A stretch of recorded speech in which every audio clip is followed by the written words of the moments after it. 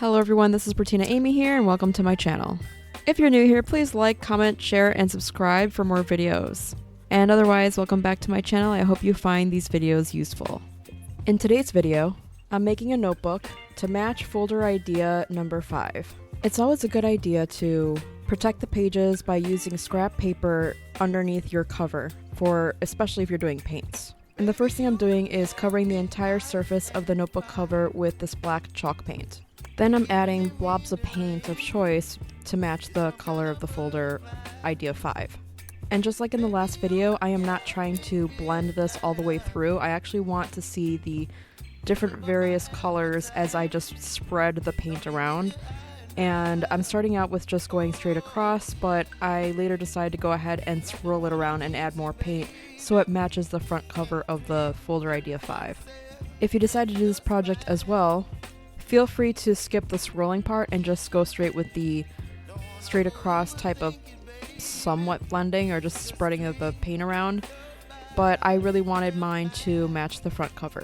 I definitely wanted a mix of various types of paints in this mixture because I wanted to see how it turned out. I have 2 different metallic paints, one for a blue shade and the other a purple shade. 3 different matte finish paints, blue, purple, and a form of turquoise or teal. And lastly, a color shifting paint that I thought would look good in this project. And I really like the way this actually turns out, and I absolutely love this color shift stuff. So if you haven't messed with it or played around with it, I highly recommend it. Make sure to allow your project to dry overnight, ideally. Then it's time to create the label, and I'm just doing half of a size of an index card lengthwise, and then just chopping off a little extra, approximately like maybe 1.5 inches. And I'm not measuring it, I'm just eyeballing it to see what feels right or go with what feels right. And then I just go ahead and ink the edges, and I go ahead and stamp my subject and glue it on with Elmer's glue, and that's it for this project. We're not going for a reusable necessarily, and we're just trying to get it to match.